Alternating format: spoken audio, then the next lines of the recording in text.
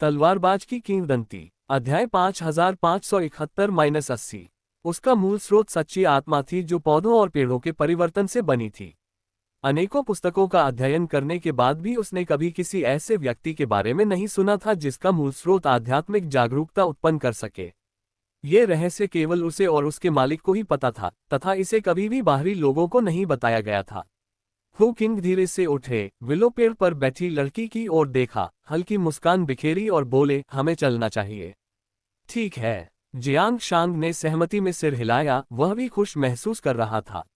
इस खंडहर में वह सचमुच ऊब गई थी। जियांग शांग विलो पेड़ से नीचे कूद गई, लेकिन जब उसने जमीन को छुआ तो उसके मूल स्रोत में एक लहर उठी। यह मूल स्रोत का कंपन था।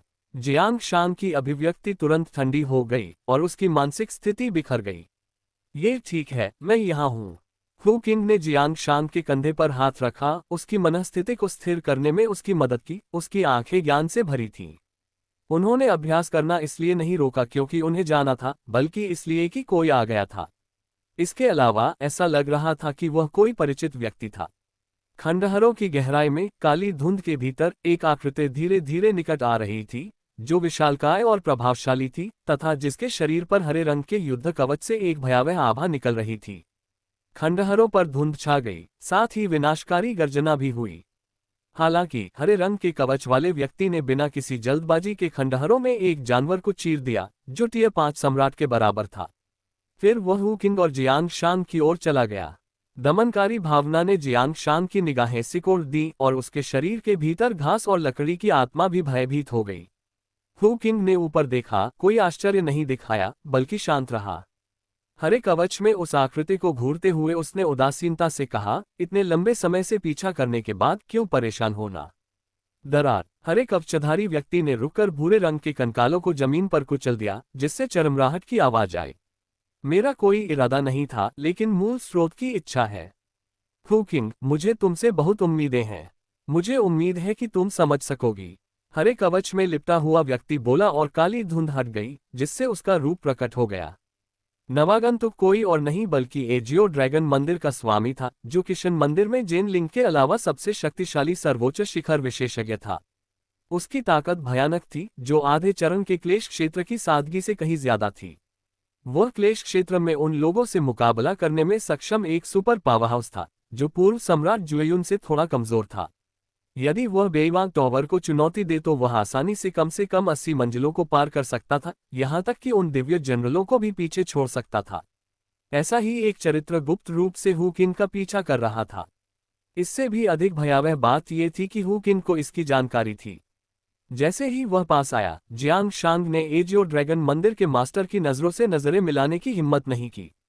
उसकी आंखें लगातार इधर उधर घूम रही थीं, वह हु किंग के पीछे पीछे हट रही थी। उसने लॉन्ग यी को पहले भी ग्रेट जिया की राजधानी में देखा था, लेकिन उस समय लॉन्ग यी का लक्ष्य वे नहीं थे, इसलिए ज्यादा दबाव नहीं था।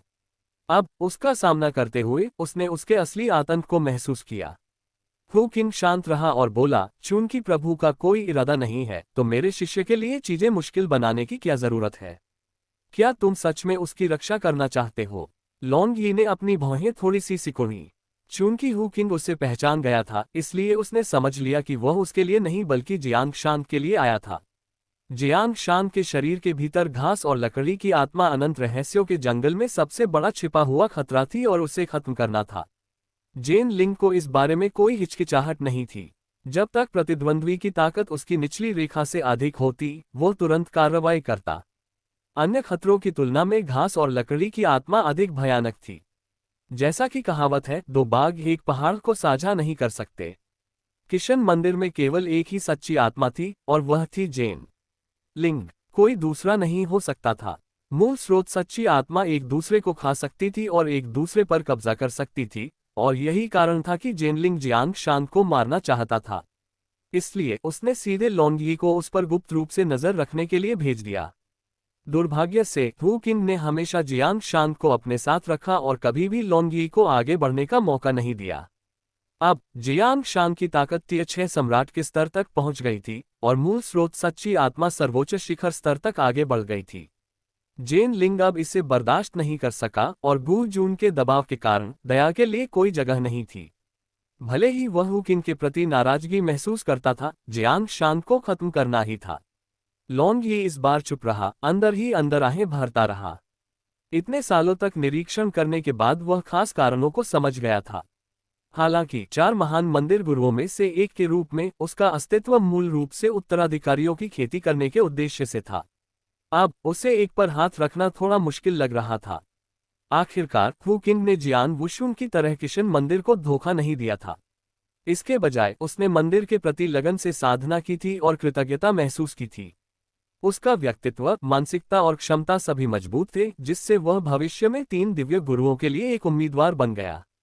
वर्तमान उत्तराधिकारियों में से कई को 3 दिव्य गुरुओं की विरासत मिली थी, लेकिन बहुत कम लोग अंततः इसे प्राप्त कर पाए। हालांकि हु किंग के पास क्षमता और शक्ति दोनों थी। ऐसा सुपर इनहेरिटर, एक भावी महाशक्ति, अब टकराव की ओर बढ़ रहा था। ये सचमुच दुख की बात थी। भनभनाना लॉन्ग यी की आभा बढ़ती गई, एक बेजोड़ उपस्थिति का उत्सर्जन करती हुई। वह अभी भी हु किन को वापस नीचे लाने की उम्मीद कर रहा था, लेकिन उसे रोकना असंभव था। हु किन के चरित्र को जानते हुए भी उसे ऐसा करना पड़ा, जिससे पता चले कि वह हु किन को कितना महत्व देता था।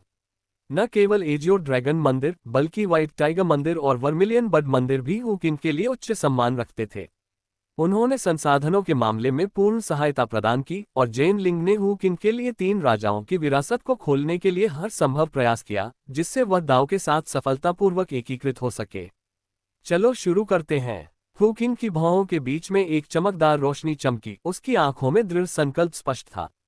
वह अपने शिष्य को नहीं छोड़ सकता था।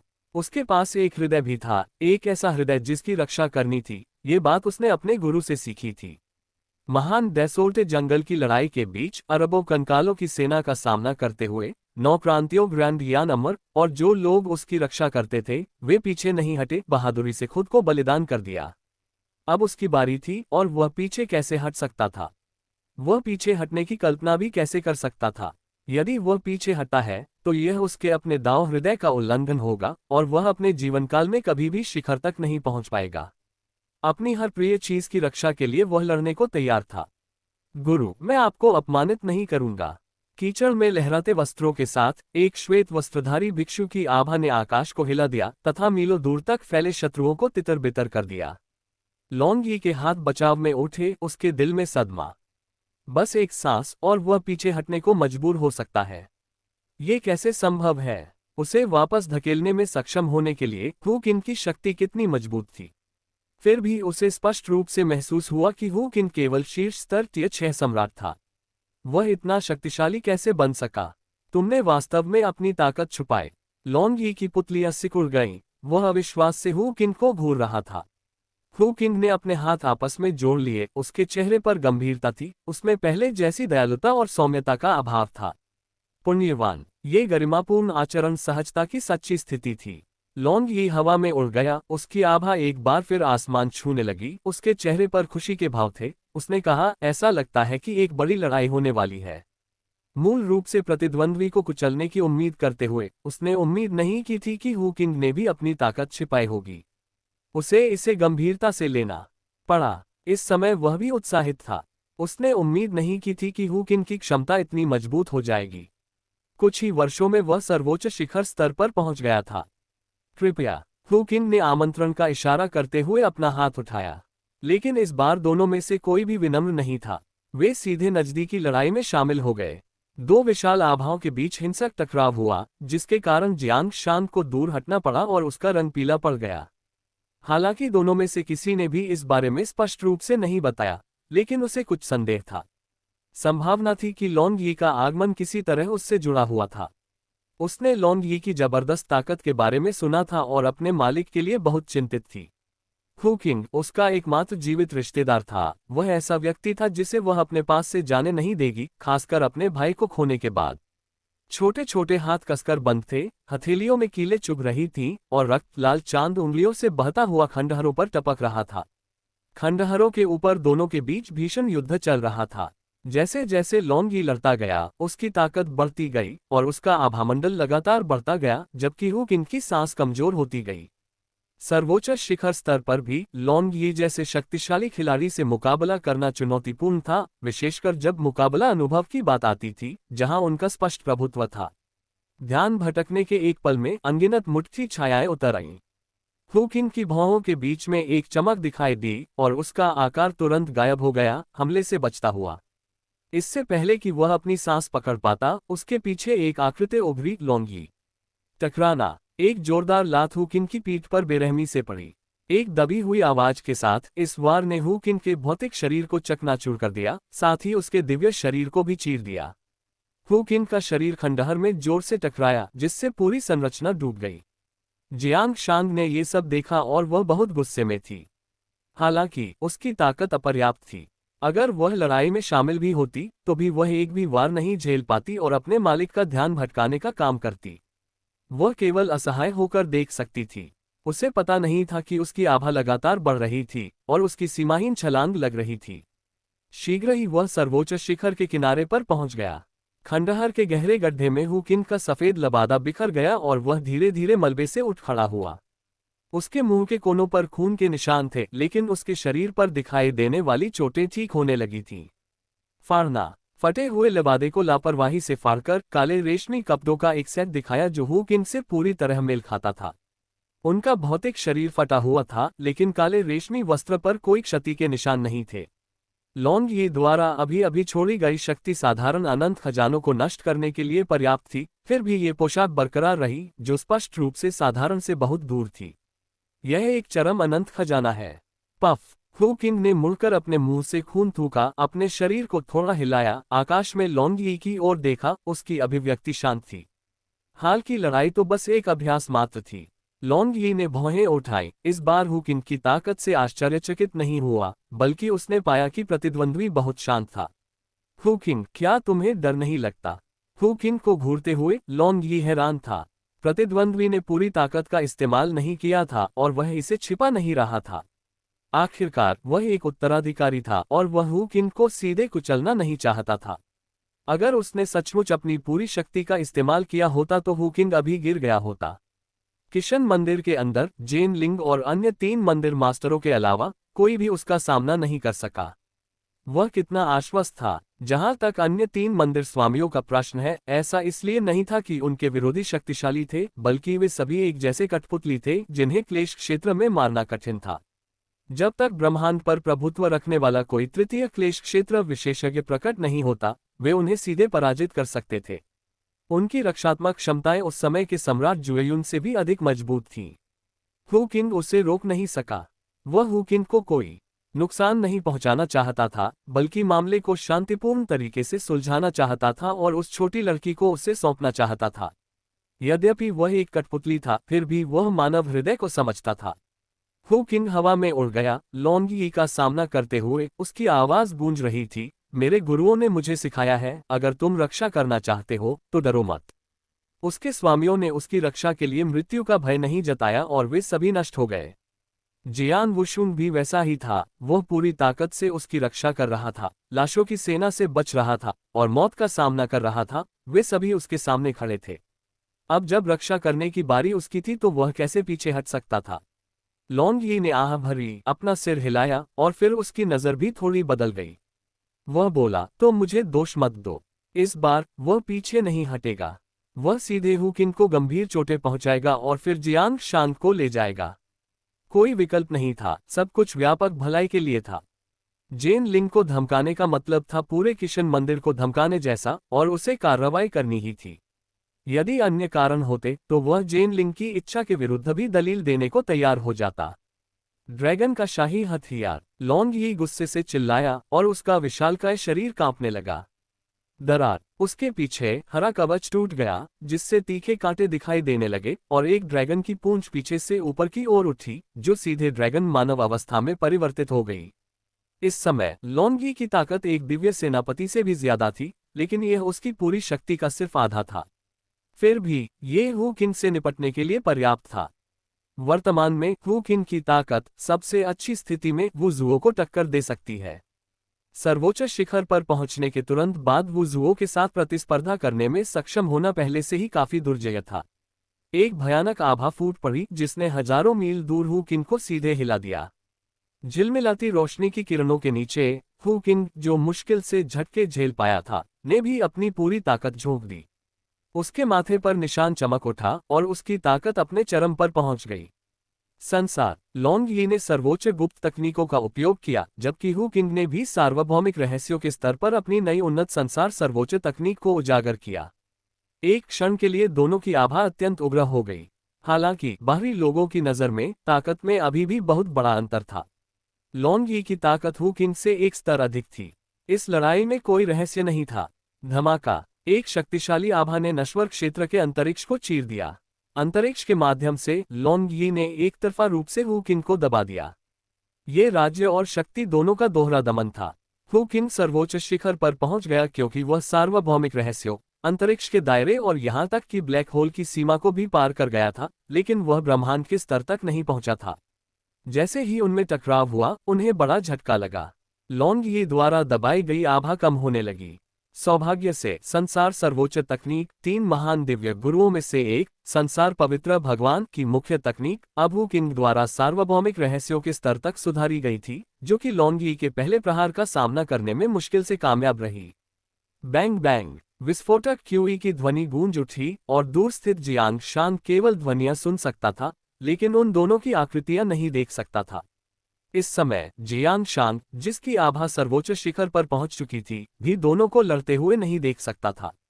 स्थानिक क्षेत्र के संदर्भ में अभी भी एक महत्वपूर्ण अंतर था। स्वूश, अगले ही क्षण 2 आकृतियां एक साथ प्रकट हुईं, लेकिन थोड़ी सी झड़प के बाद वे पुनः गायब हो गईं। जियांग शान केवल यह महसूस कर सकता था कि मास्टर हु किंग की आभा प्रत्येक बीतते क्षण के साथ लगातार कमजोर होती जा रही थी, जबकि ड्रैगन के शाही अतिथि को धारण करने वाले लॉन्ग यी प्रत्येक युद्ध के साथ मजबूत होते जा रहे थे। हफ हफ, हु किंग की सांस फूलने लगी और एक और मुक्का सहने के बाद उसका शरीर टूटने लगा। इस बार ये पूरी तरह से टूट गया, यहां तक कि पुनर्जीवित होने की ताकत भी नहीं बची। वह अपने मूल स्रोत को जलाने के बिंदु पर पहुंच गया था। अगर उसने इसे अभी नहीं जलाया, तो अगली बार जब लॉन्ग यी हमला करेगा, तो उसके मूल स्रोत को नष्ट कर दिया जा सकता है। गुंजन, दिव्य शरीर को जलाना। हु किंग की पुतलियां फट गईं जब उसने बलपूर्वक अपने दिव्य शरीर को प्रज्वलित किया। मूल 50,000 गुना दिव्य शरीर से शुरू होकर ये चढ़ता ही गया। 58,000, 60,000, 65,000 गुना। आह आह आह, हु किंग इस समय पूरी तरह से भड़क उठा और आकाश की ओर दहाड़ने लगा। किसने सोचा होगा कि कभी सौम्य और मृदु स्वभाव वाले हु किंग का दिन इतना खराब होगा। धमाका, बलपूर्वक जलाया गया दिव्य शरीर तुरंत शक्ति में परिवर्तित हो गया। 70,000 गुना ज्यादा विस्फोटक दिव्य शरीर वाला हु किंग एक स्वर्गीय देवता जैसा दिख रहा था, जिसके एक हाथ में डंडा और दूसरे हाथ में मुट्ठी थी। उसका हाव भाव क्रूर था, वह अपने दांतों से जोर से काट रहा था। उसके मुंह से खून बह रहा था और वह पागलपन की हालत में पहुंच गया था। लॉन्ग यी की पलकें कांप उठीं। अगले ही पल उसने अपना दाहिना हाथ हिलाया और उसके पीछे खून के रंग का लबादा तुरंत दिखाई दिया। अरबों सालों से डराने वाला भाला उतरकर उसके हाथ में आ गया। ये क्रूरता नहीं बल्कि सर्वोच्च सम्मान का प्रदर्शन था। ऐसा इसलिए भी था क्योंकि वह हु किंग के जीवन मृत्यु संघर्ष को देखना नहीं चाहता था। उसका लक्ष्य युद्ध को तेजी से हल करना था। जब तक वह हु किंग को वश में कर लेता, वह सीधे जियांग शान को दूर ले जा सकता था। ड्रैगन सीलिंग स्पीयर, किशन मंदिर पर हावी होने वाला अद्वितीय दिव्य हथियार। मुझे खुशी है कि आप इसे देख सकते हैं, लॉन्ग यी ने कहा, उसके होठों पर हल्की मुस्कान थी। अनगिनत युग बीत गए थे जब उसने कोई वास्तविक कदम नहीं उठाया था। इस समय उसकी शक्ति 70% तक बढ़ गई थी। हु किंग चुप रहा, बिना किसी हिचकिचाहट के वह लॉन्ग यी के पास मजबूती से खड़ा रहा।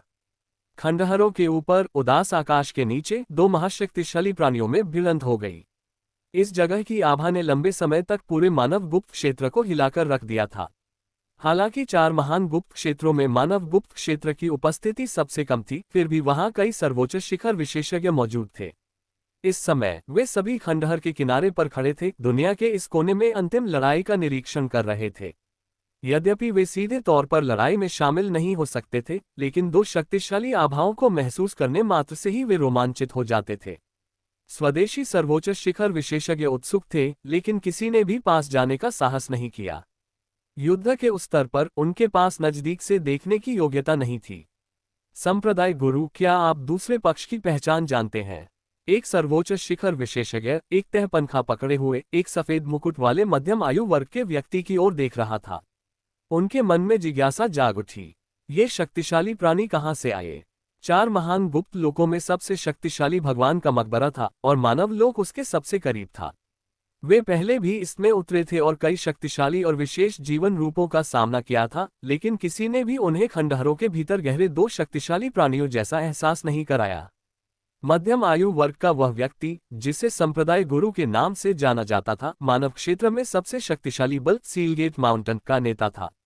वह मानव क्षेत्र में सबसे पुराने सर्वोच्च शिखर वाले प्राणियों में से एक था, जिसके पास उच्च स्थिति और व्यापक ज्ञान था।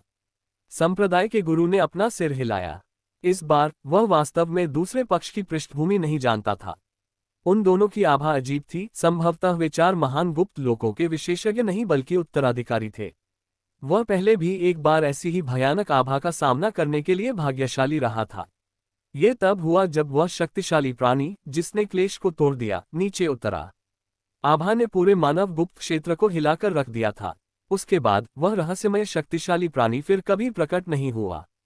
अच्छी तरह से देखो, इस स्तर पर लड़ाई का स्वाद चखो। यह इस जीवनकाल में देखी गई सबसे तीव्र मुठभेड़ हो सकती है।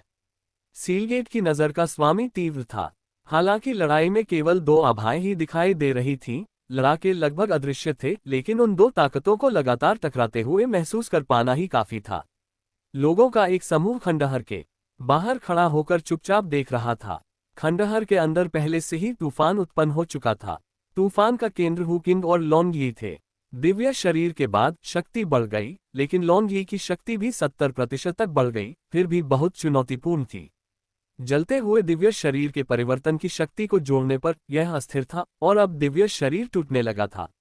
दिव्य शरीर के अतिरिक्त मूल स्रोत भी था। एक हताश संघर्ष में हु किंग ने बिना किसी हिचकिचाहट के मूल स्रोत को भी जला दिया, जिससे लॉन्ग यी की अभिव्यक्ति में परिवर्तन आया।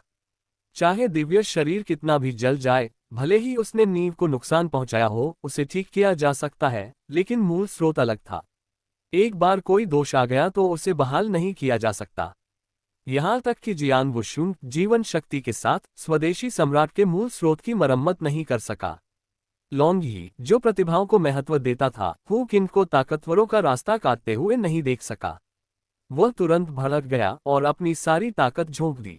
ड्रैगन सीलिंग भाले के एक झटके से उसने हु किंग को, जो दिव्य शरीर को जला रहा था, सीधे 2 टुकड़ों में विभाजित कर दिया। फिर मुट्ठी बांधकर वह दहाड़ा, सील भनभनाना। हु किंग, जो पूरी तरह से लड़ने के लिए तैयार था, अचानक महसूस किया कि उसका पूरा अस्तित्व हल्का हो गया है और उसकी चेतना धुंधली हो गई है। ऐसा लगा जैसे वह एक अथाह खाई में गिर गया हो। हु किंग लॉन्ग यी के तरीकों के आतंक का सामना नहीं कर सका। स्विश, दोनों की आकृतियां प्रकट हुई। लॉन्ग यी हमेशा की तरह बरकरार था, केवल उसकी आभा अधिक मजबूत थी, पूर्ण युद्ध शक्ति से युक्त, जिसने पूरे क्षेत्र को कांपने पर मजबूर कर दिया। जहां तक हु किंग का सवाल है, तो उसका शरीर पूरी तरह से बिखर गया। दिव्य शरीर पूरी तरह से बिखर गया, पीछे कुछ भी नहीं बचा। हालांकि मूल स्रोत अपेक्षाकृत बरकरार रहा, लेकिन उसकी अपनी चेतना पहले ही गहरी नींद में सो चुकी थी, जो गंभीर रूप से घायल होने का परिणाम था।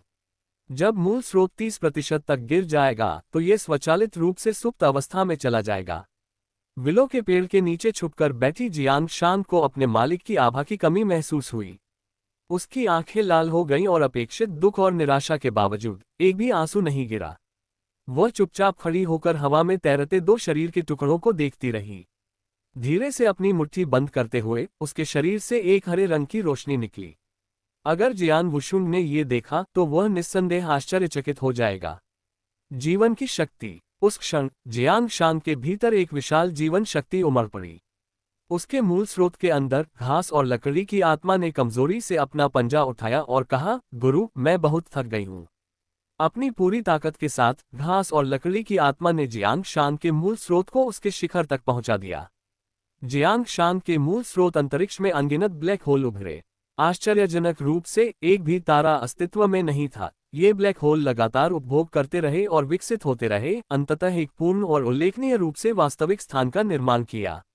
अपनी स्वयं की जीवन शक्ति का उपयोग करते हुए घास और लकड़ी की आत्मा ने जियांग शान को ब्रह्मांड के अंतरिक्ष पर सीधे नियंत्रण करने में सहायता की। वर्तमान में जियांग शान सर्वोच्च शिखर पर चढ़ गया था। इसके अलावा उसने ब्रह्मांड के अंतरिक्ष के दायरे में ऊपर चढ़कर इस शिखर क्षेत्र को प्राप्त किया। उसकी शक्ति उस सर्वोच्च शिखर से भी अधिक थी जिसने ब्रह्मांड की गुप्त तकनीकों का निर्माण किया था। विशेष रूप से उसका मूल स्रोत जो असाधारण रूप से अद्वितीय था, जो घास की आत्मा और लकड़ी के मूल स्रोत को विरासत में मिला था। जीवन की वह शक्ति घास और लकड़ी की आत्मा से उत्पन्न हुई। सहज जीवन। उसे छोड़ दो। जियांग शान की आवाज ठंडी थी क्योंकि वह अपना सिर थोड़ा नीचे करके लॉन्गी के सामने खड़ी हो गई थी। जीवन की शक्ति सीधे हु किन के शरीर में प्रवेश कर गई। उनका मूल रूप से क्षतिग्रस्त शारीरिक स्वरूप ठीक होने लगा। हालांकि जीवन की यह शक्ति अधूरी थी और मूल स्रोत को ठीक नहीं कर सकी। इस प्रकार हु किन बेहोशी की हालत में रहा। हालांकि लॉन्गी को इस बात से आश्चर्य हुआ, लेकिन यह अजीब था कि दूसरे पक्ष के पास जीवन की शक्ति थी। हु किन से अपना हाथ दूर रखना उनके रिश्ते के कारण था, लेकिन जियांग शान का सामना करते हुए लॉन्गी कुछ भी नहीं रोकेगा। किसी कारण से प्रतिद्वंद्वी की ताकत अचानक बढ़ गई थी, लेकिन इससे कोई फर्क नहीं पड़ा। इस समय जियांग शान केवल हु किन के बराबर था, या उससे थोड़ा कमतर भी। लॉन्गी के लिए ये कुछ भी नहीं था। छोटी लड़की। अगले ही पल लॉन्गी के शब्द रुक गए। विस्फोटक शक्ति का एक विस्फोट तुरंत उसकी छाती में घुस गया। नीचे देखने पर पता चला कि वह जियांग शान था। सिर्फ एक उंगली से उसने सीधे हरे रंग के युद्ध कवच को भेद दिया और उसकी छाती में एक खूनी छेद दिखाई दिया। लॉन्गी ने अभी तक कोई प्रतिक्रिया नहीं दी थी और उसकी सांसें पहले से ही कमजोर हो रही थीं। उस प्रहार ने वास्तव में उसे घायल कर दिया। न केवल शारीरिक चोट, बल्कि इससे उसके मूल स्रोत पर भी असर पड़ा। क्या? लॉन्गी ने आश्चर्य से जियांग शान की ओर इशारा करते हुए पीछे हटते हुए कहा। ये कैसे संभव है? जियांग शान के चेहरे पर बर्फ की तरह ठंडक थी, जिससे लॉन्गी को सांस लेने का मौका नहीं मिला। उसने फिर से हमला किया और उसके पीछे लाल लंबी आस्तीन लहराने लगी जब वह लॉन्गी की ओर बढ़ी। इस समय वह स्वयं भी नहीं जानती थी कि अनजाने में उसने पहले ही क्लेश क्षेत्र की युद्ध शक्ति हासिल कर ली थी। लेकिन वह अभी भी एक नव आरोहित सर्वोच्च शिखर मात्र थी। ये घास और लकड़ी की आत्मा की शक्ति थी जिसने उसकी जीवन शक्ति को मुक्त कर दिया, उसे उस सर्वोच्च शिखर तक पहुंचा दिया जिसे उसने अब प्राप्त कर लिया था। आश्चर्यजनक रूप से वह अब लॉन्गी को नुकसान पहुंचा सकती थी और यहां तक कि उस पर हावी भी हो सकती थी। लॉन्गी का बचाव भयानक था। यहां तक कि क्लेश क्षेत्र के विशेषज्ञ के लिए भी उसे नुकसान पहुंचाना एक चुनौती थी। उसने कभी नहीं सोचा था कि आज उसे चोट लगेगी, और वह भी एक छोटी लड़की द्वारा, जो उसे वश में करने में कामयाब रही। लाल लंबी आस्तीन पहने हुए उसने लॉन्गी को घेर लिया, जिससे वह स्थिर हो गया। जियांग शान ने एक बार फिर अपना हाथ उठाया और अपनी उंगली से इशारा किया। अंतरिक्ष बिखर गया और खंडहरों पर कंकाल के अवशेष ऊपर उठने लगे। आकाश और पृथ्वी ने अपना रंग खो दिया। लॉन्गी कसकर बंधे हुए दहाड़ते हुए बोले, ड्रैगन के शाही मेहमान। ये ब्रह्मांड की गुप्त तकनीक थी जिसे किशन ने विशेष रूप से उसके लिए तैयार किया था। ये किसी भी तरह से सरल नहीं था। धमाका। उसे बांधने वाली लाल आस्तीनें तुरंत फट गईं और लॉन्गी बंधनों से मुक्त हो गया। मुक्त होने के बाद लॉन्गी के चेहरे पर कुछ शर्मिंदगी दिखाई दी और उसने हार मानते हुए कहा, कोई आश्चर्य नहीं। कोई आश्चर्य नहीं कि लॉर्ड जेनलिंग आपको दबाना चाहता था। अब उसे समझ आ गया। पूरी तरह से और अच्छी तरह से समझ लिया। लॉन्गी ने जियांग शान की ओर न देखकर अपने पीछे खड़ी आकृति की ओर देखा। जियांग शान के पीछे एक ऊंचा प्राचीन वृक्ष खड़ा था। इसमें कोई आश्चर्य नहीं कि जियांग शान की ताकत इतनी जबरदस्त थी। उसके पास एक सहयोगी था। लॉन्गी ने उस विलो पेड़ को पहचान लिया। वह अनंत रहस्यों के वन का दिव्य विलो था। यह एक सच्चा ब्रह्मांड गुरु था। दिव्य विलो मूल रूप से मोरोस्पेसेटाइम के भीतर एक साधारण विलो पेड़ था। बाद में इसे किशन मंदिर द्वारा प्रबुद्ध किया गया क्योंकि किशन के लिए एक महत्वपूर्ण व्यक्ति को इस विलो पेड़ के नीचे दफनाया गया था। किशन की सहायता से वह साधारण विलो वृक्ष एक आत्मा में परिवर्तित हो गया, जिससे अनंत रहस्यों का वन निर्मित हो गया। अंततः इसने एक ब्रह्मांड पर नियंत्रण प्राप्त कर लिया और ब्रह्मांड स्वामी बन गया। किशेन के पतन के बाद अनंत रहस्यों के जंगल को किशेन मंदिर में स्थानांतरित कर दिया गया। बाद में जंगल में दिव्य विलो की चेतना प्रकट हुई और यह चेतना ज्ञात दिव्य विलो से कुछ अलग थी। इस चेतना के प्रकट होने के बाद इसने जंगल के भीतर घास और लकड़ी की कुछ आत्माओं को पुनर्जीवित कर दिया। ये कुछ ऐसा था जिसे जेनलिंग बर्दाश्त नहीं कर सकता था, इसलिए शक्तिशाली प्राणियों के एक समूह को अनंत रहस्यों के जंगल को साफ करने और वध करने के लिए भेजा गया था। अंत में दिव्य विलो प्रकट हुआ और जेनलिंग को कार्रवाई करनी चाहिए। इससे एक चौंकाने वाली लड़ाई शुरू हो गई। अप्रत्याशित रूप से दिव्य विलो अभी भी जीवित था। लॉन्ग यी ने तुरंत ये खबर जेन लिंग को बताई। यह मामला बहुत महत्वपूर्ण था और उनकी क्षमता से परे था। मूल स्रोत के सागर में जेन लिंग ने अपनी आंखें खोली और बुदबुदाया, मुझे पता था कि तुम अभी मरे नहीं हो। शतरंज की बिसात पर एक और चाल चली गई, इस बार पहली जेल पर। फ्यूगो शिखर पर पहुंच गया था। अब वह और फ्रोलासा एक दल बनाकर पहली जेल से बाहर निकलने की तैयारी कर रहे थे। अंततः दृश्य जियान वुशुंग पर स्थिर हो गया। जेन लिंग ने मुस्कुराहट प्रकट की। फिर लॉन्ग यी को एक संदेश भेजा गया, वापस आओ, तुम्हें इस मामले में चिंता करने की जरूरत नहीं है। ये सुनकर लॉन्ग यी थोड़ा हैरान हुआ, लेकिन ऐसे मामलों को संभालना उसकी इच्छा से परे था, इसलिए उसने बिना किसी हिचकिचाहट के अपनी आभा वापस ले ली। हु किन को देखते हुए उसने शुरू में सोचा कि उसे अपने मूल स्थान को वापस पाने में मदद करने के लिए उसे दूर ले जाना चाहिए। हालांकि जियांग शान की चौकस निगाहों और दिव्य विलो से मिली सहायता को देखते हुए उसे एहसास हुआ कि उसके पास हु किन को दूर ले जाने की ताकत नहीं है। छोटी लड़की, हालांकि मुझे नहीं पता कि तुम्हें दिव्य विलो की मदद क्यों मिली है, मैं तुम्हें सलाह देता हूं कि तुम इससे संबंध तोड़ लो, अन्यथा हु किन को कभी शांति नहीं मिलेगी। ये शब्द कहने के बाद लॉन्ग यी अंतरिक्ष में भाग गया और तुरंत चला गया। जियांग शान का स्वाभाविक रूप से दूसरे पक्ष का पीछा करने का कोई मूड नहीं था, उसने बस उस वाक्य को अपने दिल में संग्रहित कर लिया। मालिक को कभी शांति नहीं मिलेगी। वाह! चे ने सावधानी से पीछे मुड़कर अपने पीछे खड़े विशाल प्राचीन वृक्ष को देखा, जो किसी दिव्य घटना जैसा लग रहा था। वह क्षण भर के लिए स्तब्ध रह गई। अगले ही पल विशाल पेड़ ढह गया, जिससे जियांग शान का पूरा अस्तित्व हिल गया। इसके बाद एक हिंसक प्रतिक्रिया हुई और उसका शरीर चरम सीमा तक कमजोर हो गया, सर्वोच्च शिखर क्षेत्र से वापस टियर 6 सम्राट के पास गिर गया। अभी जो शक्ति थी वह उसकी नहीं थी, लेकिन ब्रह्मांडीय स्थान बरकरार रहा। जब तक वह ठीक हो जाती तब तक वह सर्वोच्च शिखर वाली शक्ति बनी रहती। मास्टर हु किंग अभी भी बेहोश थे, लेकिन बिना ज्यादा सोचे समझे जियांग शांग अपने बेहोश मास्टर के साथ खंडहर से बाहर निकल गई। कुछ देर के लिए खंडहर में फिर से सन्नाटा छा गया और धीरे धीरे काली धुंध छाने लगी। काली धुंध के बीच अगर कोई ध्यान से देखे तो एक लकड़ी की नाव धीरे धीरे बहती हुई दिखाई दे रही थी। नाव पर एक बूढ़ा आदमी खड़ा था जिसने शंखवाकार टोपी पहनी हुई थी और हाथ में एक मंद रोशनी वाला लैंप थामे हुए था। वह धुंधला दीपक ईश्वर की कब्र में आत्मा रक्षक के दीपक जैसा था, लेकिन उनकी शक्ति में बहुत अधिक अंतर था। जिंदगी। लकड़ी की नाव पर बैठा बूढ़ा आदमी धीरे से बुदबुदाया, उसका चेहरा मुरझा गया था। एक हल्की सी बड़बड़ाहट के साथ नाव गायब हो गई। किसी को भी पता नहीं था कि क्या हुआ था, यहाँ तक कि मूल स्रोत सागर में मौजूद जेनलिंग भी अनजान था। जहां तक जियांग शान का प्रश्न है, वह अब एक साधारण श्रेणी 6 सम्राट थी, जो किसी भी विसंगति से अनभिज्ञ थी। खंडहरों के भीतर जीवन के सभी निशान गायब हो गए और नश्वर क्षेत्र से सर्वोच्च शिखर वाले प्राणी एक के बाद एक नीचे उतरे गया। ऐसा लगता है कि तीसरे शक्तिशाली व्यक्ति के आने से गतिरोध टूट गया। कितनी अफसोस की बात है। स्पष्टतः इन लोगों का पेट नहीं भरा था। कुछ देर रुकने के बाद वे तितर बितर हो गए। मानव जगत एक बार फिर शांति में आ गया। Swish swish swish. जैसे ही मानव क्षेत्र शांत हुआ, शक्तिशाली प्राणियों का एक और समूह प्रकट हुआ, जो पिछले लोगों से भी अधिक शक्तिशाली था। हालांकि उन्होंने अपनी आभा को छिपा लिया, प्रकाश की किरण से ढक दिया, और किसी ने उनकी उपस्थिति पर ध्यान नहीं दिया। अंततः हम बाहर हैं। हम इस दिन का इंतजार अनगिनत युगों से कर रहे हैं। इस स्थान पर शेनलिंग, फ्रोलासा और अन्य लोग उपस्थित थे, जिनके साथ जेनलिंग के अवतार जियान वुशुंग और दुर्जय क्षेत्र पार विशेषज्ञ ज्वांगझोंग भी थे। फ्यूगो के पास कहने के लिए ज्यादा कुछ नहीं था। जब उसे दबाया गया तो वह केवल होश में रहा और उसे ज्यादा कुछ महसूस नहीं हुआ। दूसरी ओर शेनलिंग अलग था। अनगिनत युगों से प्रथम जेल में फंसे हुए, आखिरकार पहली बार मानव क्षेत्र की हवा में सांस लेते हुए, इस क्षण उन्होंने जो भी बलिदान पहले किए थे वे सभी इसके लायक थे। यहाँ तक कि हवा भी असाधारण रूप से मीठी लग रही थी। दुर्भाग्य से उनके नीचे एक खंडहर था। अगर वे पूर्व की ओर चलते तो उन्हें एक जंगल दिखाई देता जहां हवा और भी ताज़ा थी।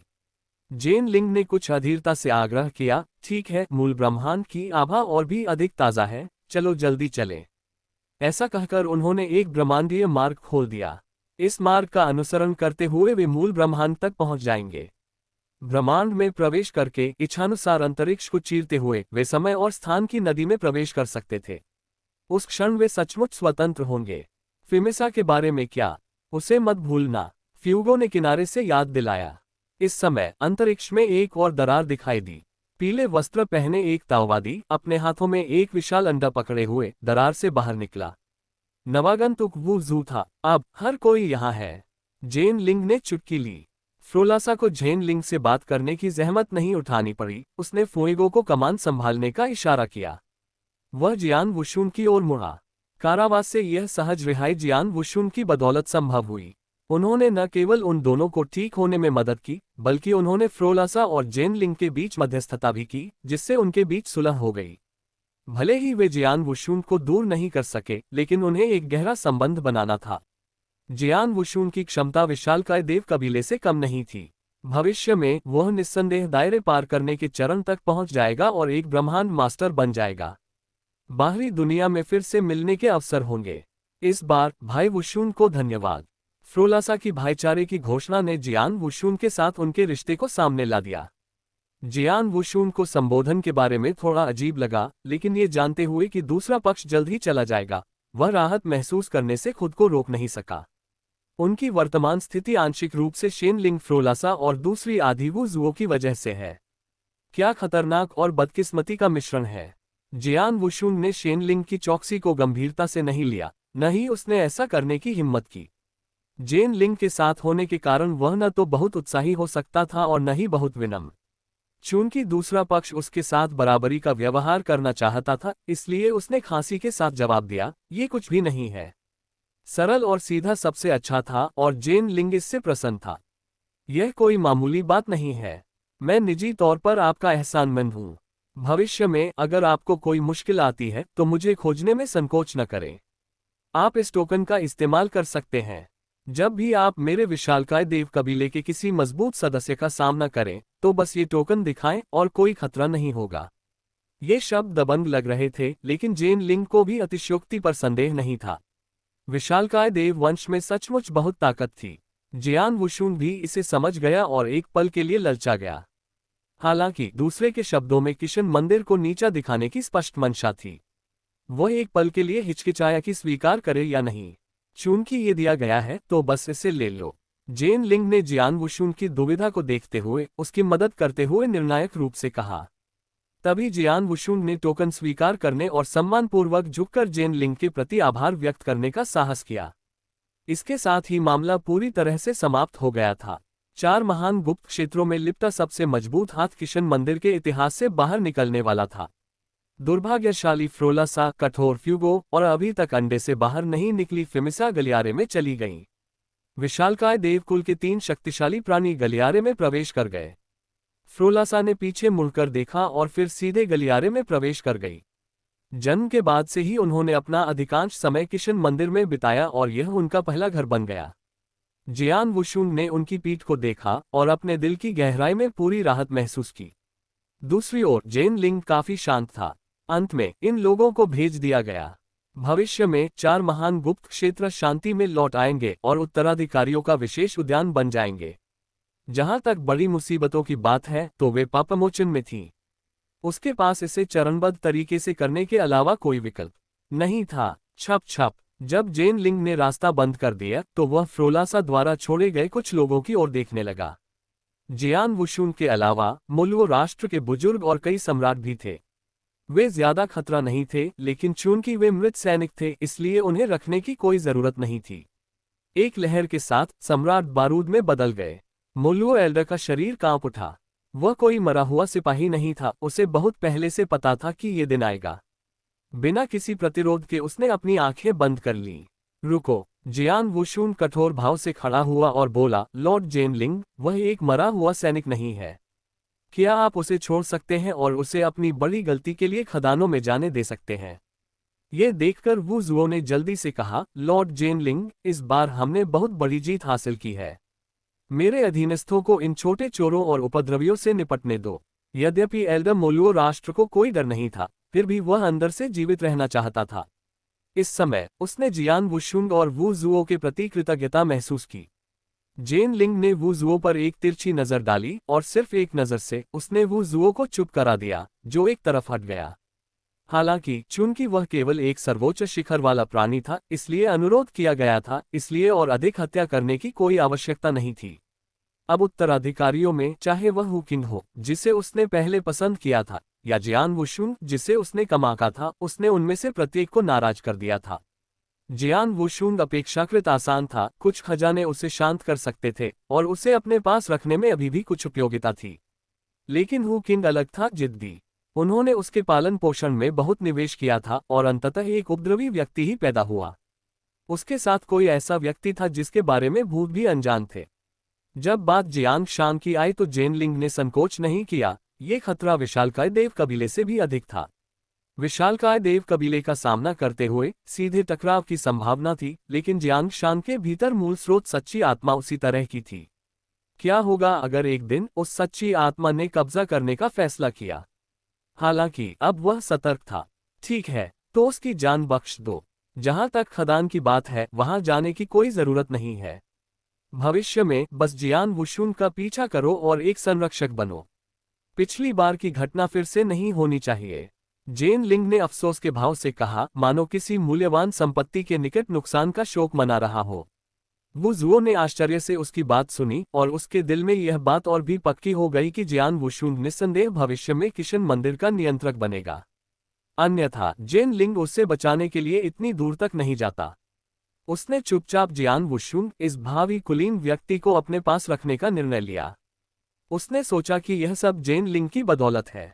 अगर उसे पता चलता कि पहली जेल में जेन लिंग ने जियान वुशुन को लगभग खुद ही मौत के घाट उतार दिया था, तो उसे नहीं पता था कि वह क्या सोचेगा।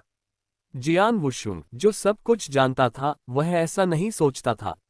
वह फिर से जेन लिंग की बातों पर भरोसा नहीं करेगा, भले ही उसे पीट पीट कर मार डाला जाए। ओह, वैसे इन सभी विशेष जीवन रूपों को दानव ध्वनि पर्वत पर ले जाओ और उन्हें मोइन को दे दो।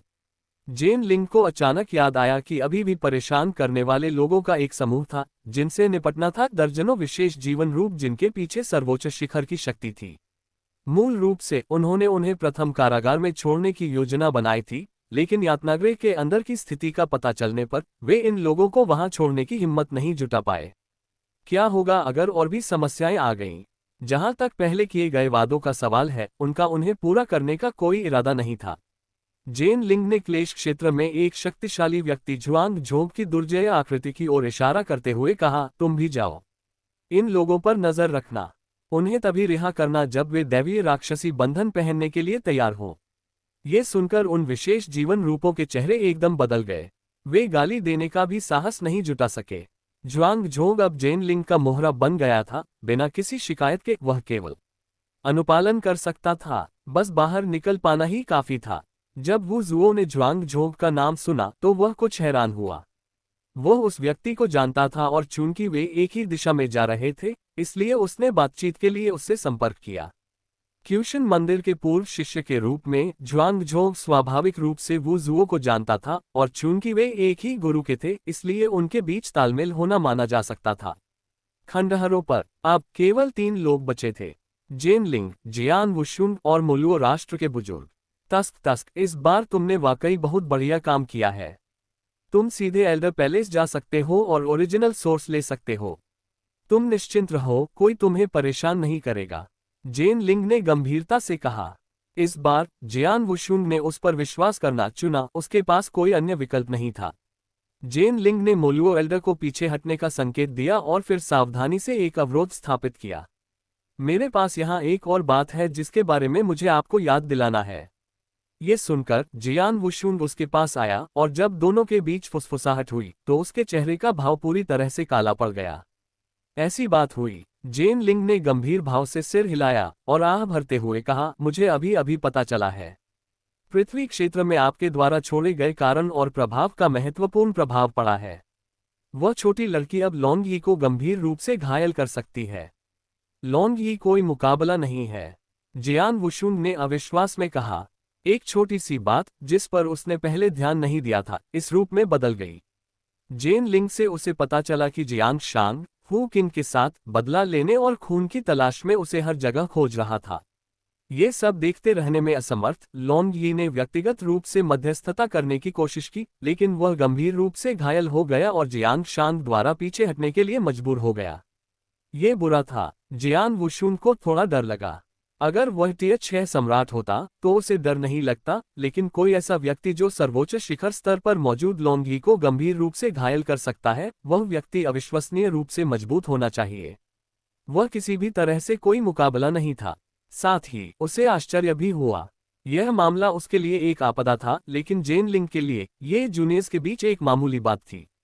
इतना सतर्क क्यों होना चाहिए?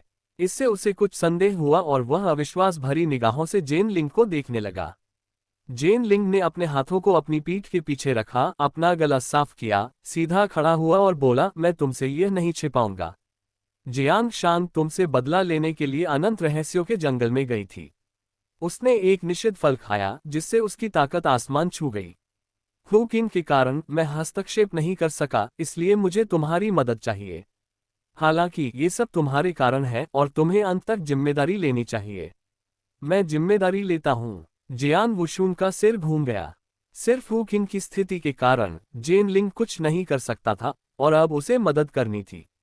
अगर वह बीच में आता भी तो भी वह उसका मुकाबला नहीं कर सकता था। क्या यह उसे मौत की ओर नहीं भेज रहा है? क्या आप नहीं जानते, लॉर्ड जेनलिंग, कि हु किन मेरा जीवन मरण का भाई है? जियान वुशुन ये जिम्मेदारी नहीं लेना चाहता था और उसने अपना सिर दूसरी ओर घुमा लिया, दृढ़ और अडिग। वह और हु किन सच्चे भाई थे जिन्होंने एक साथ अनगिनत परीक्षणों का सामना किया था। वह अपने भाई को कैसे नुकसान पहुंचा सकता था? जेन लिंग ने बगल से समझाना जारी रखा, मैं आपको हु किन से निपटने के लिए नहीं कह रहा हूं, बस जियांग शान को खत्म करने के लिए कह रहा हूं। भगवान, कृपया मेरे साथ खेल मत खेलो। मैं उसका मुकाबला नहीं कर सकता। वहां जाना आत्महत्या के समान होगा। जियान वुशुन भी अभिभूत था। जेन लिंग ने जल्दी से अपना हाथ हिलाया और आश्वस्त किया, नहीं नहीं। वह वर्तमान में गंभीर रूप से घायल है, उसकी ताकत लगभग टियर 6 सम्राट के स्तर तक कम हो गई है। इसके अलावा हु किंग अभी भी नींद में है। यह एक बढ़िया अवसर है। तो मैं भी नहीं जा रहा। जियान वुशुन ने पहले ही तय कर लिया था कि इसमें कोई फायदा नहीं है और उसने सीधे जेन लिंग को मना कर दिया। छप छप, जेन लिंग के हाथ में रोशनी की एक धारा दिखाई दी जिसने जियान वुशुन को चौंका दिया। उसने सोचा कि जेन लिंग अपने पागलपन में उसके खिलाफ कोई कदम उठाने वाला है। जेन लिंग का चेहरा रोशनी की रोशनी में विशेष रूप से भयावह लग रहा था, विशेष रूप से उसकी 2 सेम के आकार की आंखें। अगर तुम नहीं जाते तो कोई बात नहीं, बस इतना है कि दाव मर्ज के लिए ये शीर्ष स्तरीय खजाना मैं किसी और को दे दूंगा। इसके अलावा मैं तुम्हें याद दिलाना चाहता हूं, मैं युवा पीढ़ी के बीच लड़ाई में हस्तक्षेप नहीं करूंगा। अगर तुम सम्राट सीतियान को मार देते हो तो मैं कुछ नहीं कहूंगा, लेकिन जब जियांग शांग अपनी ताकत वापस पा लेती है और तुमसे बदला लेना चाहती है तो मैं हस्तक्षेप नहीं करूंगा। जेन लिंग ने अपने चेहरे पर धमकी शब्द लगभग लिख दिया था। पहले कैंडी देना और फिर छड़ी का इस्तेमाल करना कोई तर्क नहीं है। जियान वुशुन ने बिना कुछ कहे प्रकाश में क्रिस्टल बॉल को पकड़ लिया। विचार शक्ति की एक किरण ने जांच की, वास्तव में दाव मर्ज के लिए कुछ खजाने और अनुभवों की आवश्यकता थी। हालांकि हु किन के साथ 3 राजाओं के दरबार में दाव मर्ज के दौरान उत्तराधिकारियों की विरासत की तुलना में ये बहुत कम था।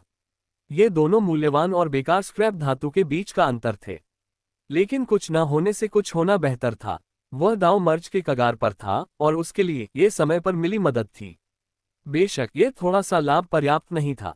जियान वुशुन ने बेपरवाही से क्रिस्टल बॉल को अपने सरसों के बीज में रख लिया। वास्तव में इस बार उसका लाभ छोटा नहीं था। इस क्रिस्टल बॉल को छोड़कर उसका बीस्ट गॉड हथियार पहले ही ठीक हो चुका था और विशालकाय भगवान कबीले के अद्वितीय सुधारों के साथ यह अब बीस्ट गॉड मूल स्रोत के पूर्ण रूप तक पहुंच गया था। पशु देवता के सार रक्त की उस बूंद ने भी महत्वपूर्ण भूमिका निभाई। उन्होंने शेन लिंग से बाहरी दुनिया के बारे में भी कुछ जानकारी प्राप्त की जो अमूल्य थी। हालांकि ये सभी चीजें शेन लिंग ने दी थीं।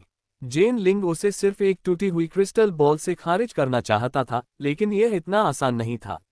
जहां तक सभी चीजों के मूल स्रोत की बात है तो यह मूल रूप से उसका था, इसलिए इसे एक दिया हुआ इनाम नहीं माना जा सकता था।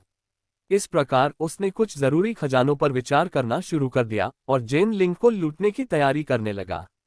हालांकि बहुत सोचने के बाद जो चीजें वह मान सकता था वे बहुत कम थीं। उसके दिव्य शरीर को अब और सुधार की आवश्यकता नहीं थी। सभी चीजों के मूल स्रोत के साथ स्थानिक क्षेत्र ब्लैक होल क्षेत्र को तोड़ सकता था। अंत में जो कुछ बचा था वह मन की स्थिति थी जिसे बाहरी वस्तुओं द्वारा बढ़ाया नहीं जा सकता था। बढ़ती हुई कर्म आपदा का समाधान करने के बाद वह आसानी से इससे बाहर निकलने में सक्षम हो जाएगा। अपने लिए कुछ खास इच्छा न होने पर उसने एक बाहरी मामला उठाने का निर्णय लिया।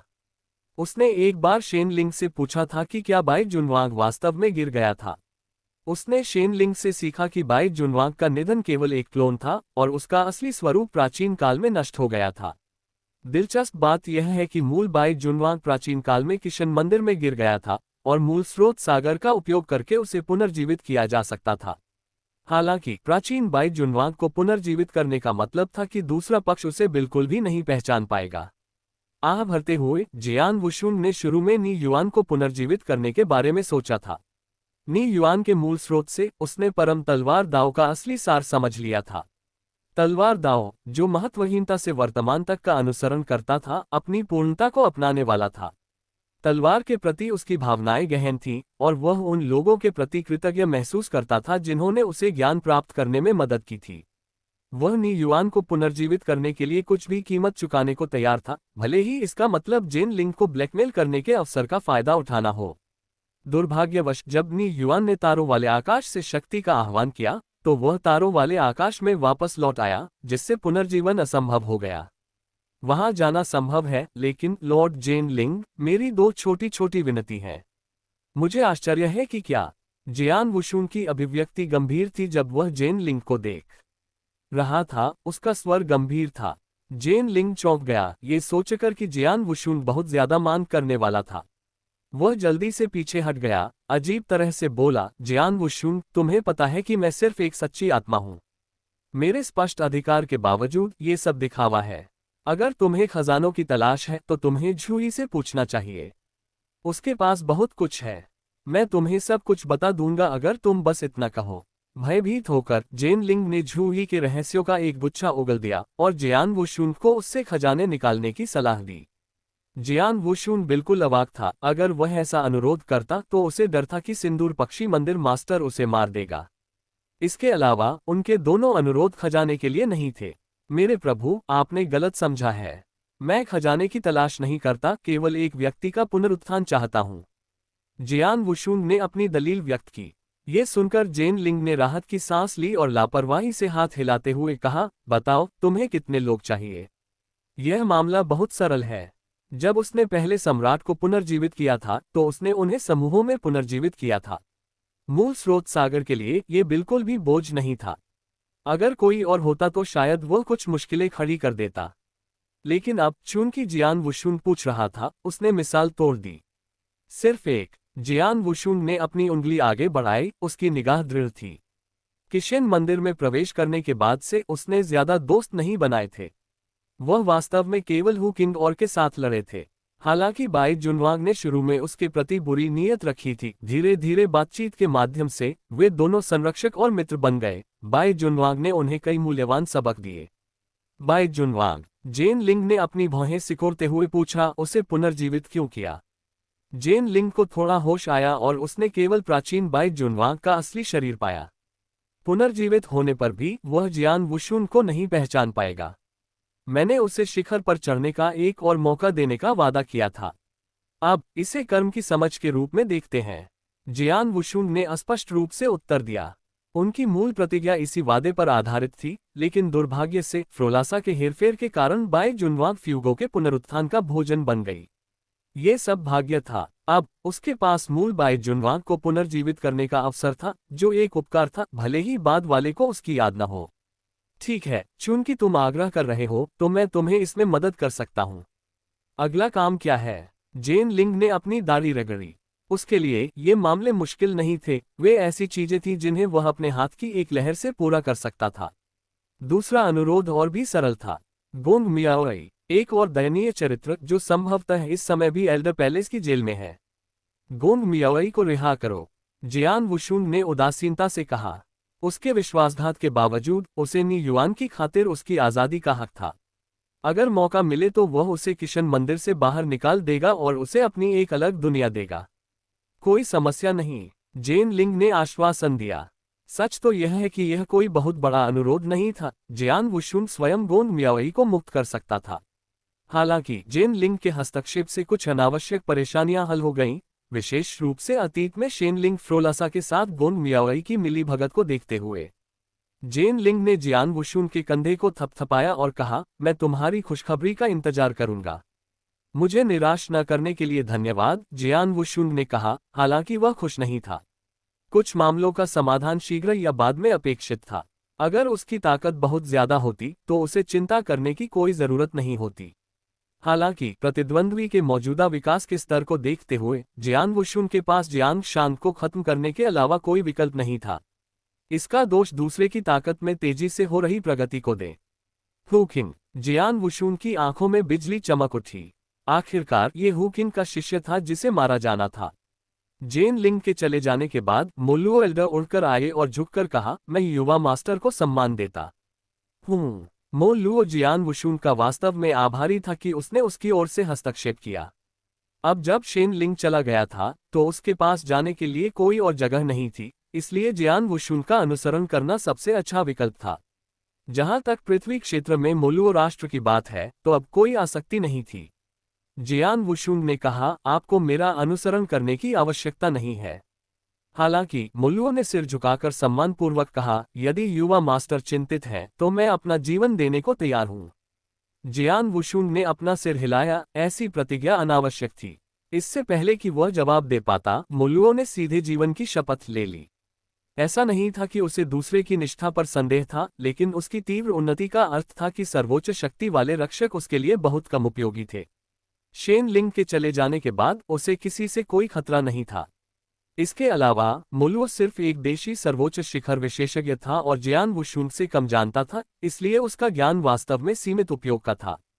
चूंकि यह ऐसा है तो अभी के लिए मेरे पीछे आओ, जियान वुशुन ने कहा, क्योंकि दूसरा इतना दृढ़ था। जेन लिंग द्वारा दिए गए मार्गदर्शन का पालन करते हुए जियांग शान हुकिन के साथ पृथ्वी क्षेत्र के गुप्त क्षेत्र में छिप गया था। स्वर्गीय क्षेत्र में लौटने से पहले जियान वुशुन को उस परेशानी से निपटना जरूरी था।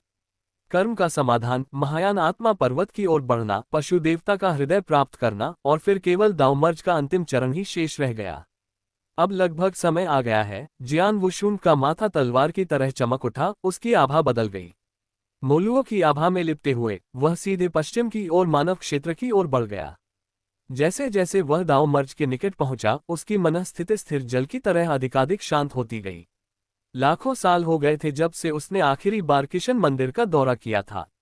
उसकी प्रगति विशेष रूप से तेज नहीं थी, वह अभी भी सिर्फ एक दाव भगवान था। कई लोगों ने साधना की गति में उनसे आगे निकल गए थे, जैसे हुकिंग जो दाव प्राप्त करके सफलतापूर्वक सम्राट बन गए थे। उत्तराधिकारियों के प्रथम समूह में परम दाव की खोज करने वाले दाव भगवान की संख्या सबसे अधिक थी। अब 10 से अधिक लोग ऐसे हैं जिन्होंने सफलतापूर्वक दाव को एकीकृत कर लिया है, लेकिन उनमें से आधे असफल रहे हैं। शेष बचे दाव लॉर्ड्स में से कुछ में आत्मविश्वास की कमी है, जबकि कई अभी भी विलय से पहले परम दाव को पूर्ण करना चाहते हैं, जिनमें से प्रत्येक की अपनी महत्वपूर्ण आकांक्षाएं हैं। ग्रेव गॉड माउंटेन पर हजारों परम दाव लॉर्ड्स हैं। हालांकि बहुत कम लोग अपने दाव को पूर्णता के साथ सफलतापूर्वक एकीकृत कर पाते हैं। हुकिन के अलावा केवल एक या दो अन्य ही सफल हुए हैं। रास्ता बहुत चुनौतीपूर्ण है। हालांकि सफल होने पर कोई भी टियर 5 सम्राट में कदम रख सकता है, जल्दी से टियर 6 तक आगे बढ़ सकता है और फिर सीधे गुप्त तकनीकों को समझ सकता है। वे अपने लिए उपयुक्त ब्रह्मांड गुप्त तकनीक की खोज कर सकते हैं। एक बार जब वे ब्रह्मांड गुप्त तकनीक बना लेते हैं तो ये सर्वोच्च शिखर शक्ति का प्रतीक है। सम्राटों की साधना लय दाव स्वामियों की तुलना में तेज होती है। क्लेश क्षेत्र और भी अधिक तीव्र है। कम से कम सम्राटों के लिए तो कोई समय सीमा नहीं होती, लेकिन क्लेश क्षेत्र में क्लेश होते हैं जो सम्राटों के लिए भी अपरिहार्य होते हैं। बलवान का मार्ग कठिन होता जाता है, फिर भी उनके जैसे चिकित्सकों के लिए ये कभी भी कठिन नहीं रहा है। धमाका। ऊर्जा की एक विशाल लहर ने महासागरों, झीलों और पहाड़ों को तितर-बितर कर दिया। जियान वुशुन और मोलुओ केवल 3 दिनों में पृथ्वी क्षेत्र के पश्चिमी भाग में पहुंच गए। अपने सामने का दृश्य देखने के बाद जियान वुशुन को समझ में आया कि क्यों पृथ्वी क्षेत्र के गुप्त क्षेत्र की उपस्थिति 4 महान गुप्त क्षेत्रों के बीच कम थी। पृथ्वी क्षेत्र का पश्चिमी भाग एक अंतहीन रेगिस्तान है जो पृथ्वी क्षेत्र के 1/4 क्षेत्र पर फैला हुआ है। पूर्वी भाग एक विशाल प्राचीन खंडहर है जो 1/4 भाग पर कब्जा कर चुका है। केवल 2 अपेक्षाकृत अच्छी भूमियां ही बची हैं और उनमें से आधी पर राक्षस जाति का शासन है। मानव साधकों के लिए स्वयं को मानव गुप्त क्षेत्र में स्थापित करना चुनौतीपूर्ण है। खेती के लिए संसाधन भी कम है। इस रेगिस्तान में खेती कोई समस्या नहीं है, लेकिन संसाधनों की भारी कमी है। स्वर्गीय क्षेत्र के विपरीत, जहां अनंत क्षेत्र और असीमित संसाधन है, यहाँ मानवीय क्षेत्र स्वर्गीय क्षेत्र जितना शांत नहीं था।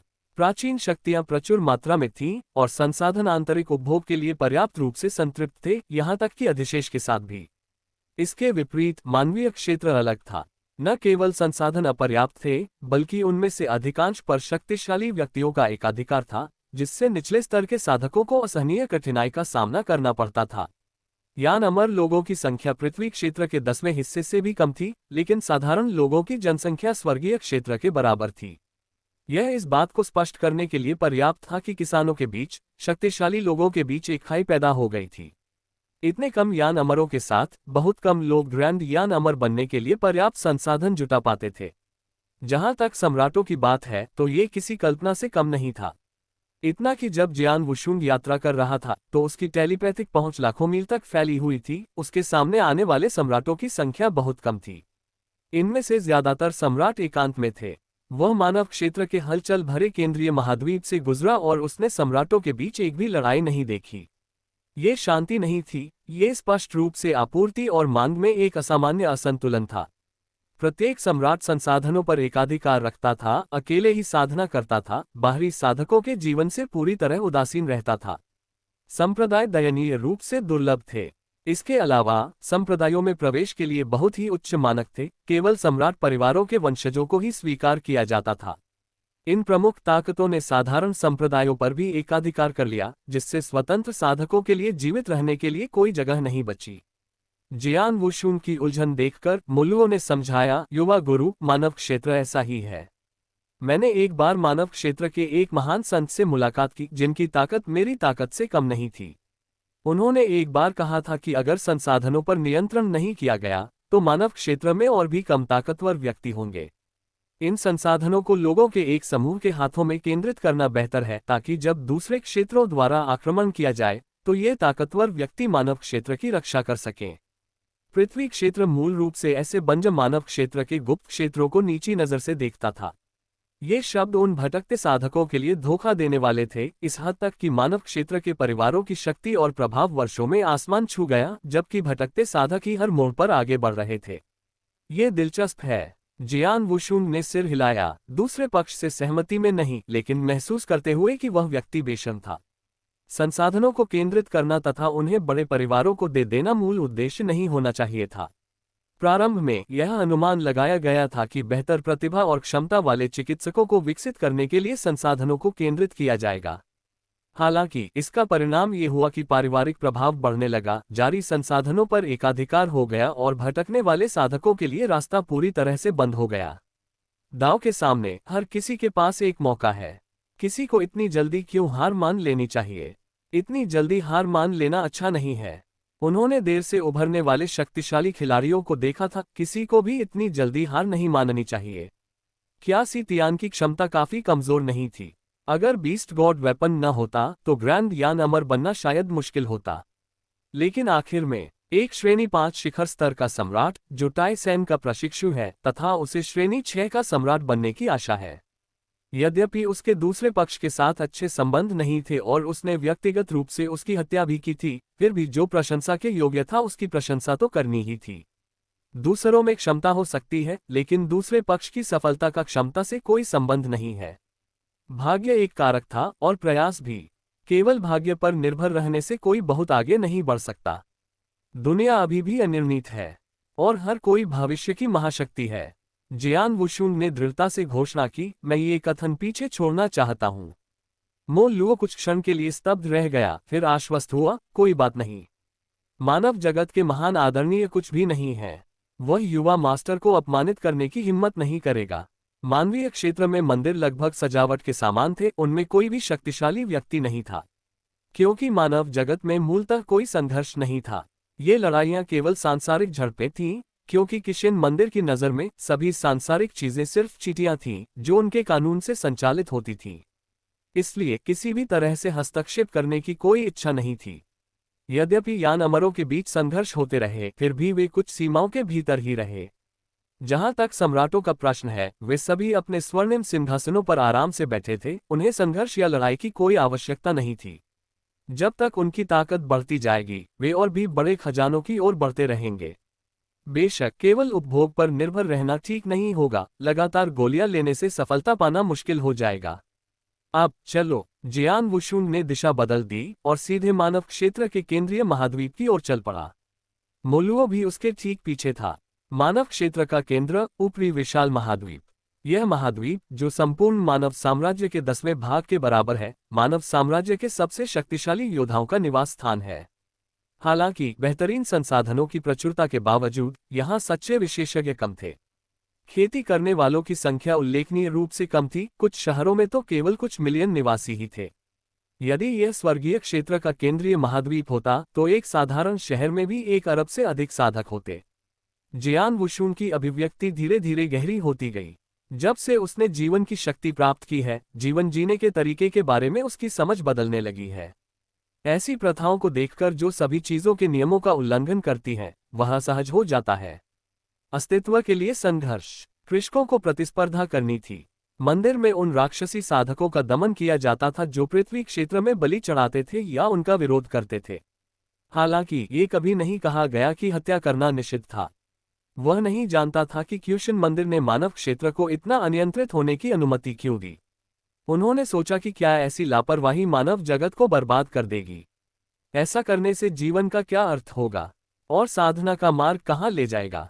उनका उद्देश्य मानव जगत में सभी के लिए शक्ति का मार्ग तैयार करना था। मानव जगत का पवित्र पर्वत सीलगेट पर्वत। यहाँ पर नश्वर क्षेत्र की 3 प्राचीन शक्तियों में से एक सीलगेट पर्वत स्थित था।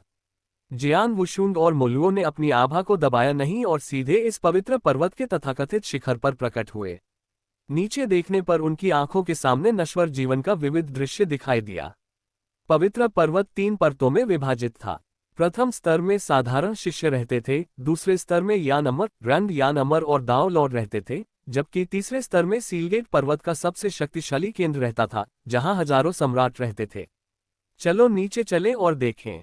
मोलुओ को स्वाभाविक रूप से कोई आपत्ति नहीं थी। दोनों सीलगेट पर्वत की पहली परत पर उतर गए। यहां से ऊपर देखने पर उनके नश्वर रूप में शिखर उनकी दृष्टि से परे था, घने बादलों से छिपा हुआ। पर्वतीय द्वार के बाहर काफी संख्या में लोग एकत्रित हुए थे, क्योंकि आज का दिन सीलगेट पर्वत के प्रवेश द्वार के लिए शताब्दी में एक बार होने वाला दिन था। वहां उपस्थित सभी लोग असाधारण थे, सभी सम्राट परिवारों के वंशज थे। वे या तो विशालकाय विदेशी जानवरों पर सवार होकर आते थे या फिर शक्तिशाली व्यक्तियों के साथ उड़कर यहां आते थे। जियान वुशुंग और मोलुओ नीचे उतरे और उन साधारण मनुष्यों को उनकी उपस्थिति का आभास नहीं हुआ। हालांकि शिखर पर मौजूद कई 6 स्तरीय सम्राटों ने अचानक अपने पर्वतीय द्वार के बाहर 2 अपरिचित अति शक्तिशाली प्राणियों को देखा। मानव क्षेत्र इतना विशाल नहीं था और शक्तिशाली व्यक्ति दुर्लभ थे। अधिकांश सम्राट प्रसिद्ध थे, विशेष रूप से टियर 6 सम्राट और सर्वोच्च शिखर विशेषज्ञ। कोई ऐसा व्यक्ति जिसने चारों कोनों को हिला दिया था और जिसका अपना क्षेत्र था। अपरिचित शक्तिशाली व्यक्तियों का प्रकट होना असंभव था। यद्यपि कभी कभी अन्य लोगों से शक्तिशाली प्राणी भगवान की समाधि की ओर जाते हुए मानव लोक से गुजरते थे, लेकिन वे आमतौर पर वहां रुकते नहीं थे। वे स्वयं जानते थे कि मानव क्षेत्र बंजर है और उन शक्तिशाली प्राणियों ने दूसरी नजर डालने की भी जहमत नहीं उठाई। संप्रदाय के गुरु को सूचित करो। उस काले वस्त्रधारी बूढ़े व्यक्ति की आभा स्पष्ट रूप से एक सर्वोच्च शिखर विशेषज्ञ की है, न कि कोई ऐसा व्यक्ति जिससे हम निपट सकें। सीलबंद गेट पर्वत के बुजुर्गों के बीच कुछ चर्चा के बाद उन्होंने सबसे पहले संप्रदाय के गुरु को सूचित किया और फिर दूसरे पक्ष को विलंबित करने के लिए प्रमुख बुजुर्ग को भेजा। इस समय सीलगेट पर्वत का संप्रदाय गुरु अभी भी मानव क्षेत्र के उत्तरी भाग में था। पूर्वी खंडहरों में शक्तिशाली प्राणियों के बीच लड़ाई के कारण शक्तिशाली व्यक्तियों का जमावड़ा हो गया था। यह एक दुर्लभ आयोजन था और स्वाभाविक रूप से कुछ चर्चाओं के बिना यह पूरा नहीं होता। इसे चर्चा कहा गया, लेकिन वास्तव में ये केवल कुछ बुजुर्ग लोग थे जो समय बिता रहे थे और आनंद लेने के लिए उत्तर दिशा में एक छोटे से हलचल भरे द्वीप की ओर जा रहे थे। जब संप्रदाय प्रमुख को संप्रदाय से यह समाचार मिला तो वे शांत नहीं बैठ सके। पूर्वी खंडहरों में अभी अभी एक बड़ी लड़ाई हुई थी और सीलगेट माउंटेन पर एक अज्ञात सर्वोच्च शिखर विशेषज्ञ प्रकट हुआ था। अगर दोनों के बीच कोई संबंध था तो यह एक बड़ी बात होगी। अन्य सर्वोच्च शिखर विशेषज्ञों को सूचित करने के बाद वे सभी जांच करने के लिए एक साथ जाने के लिए तैयार हो गए।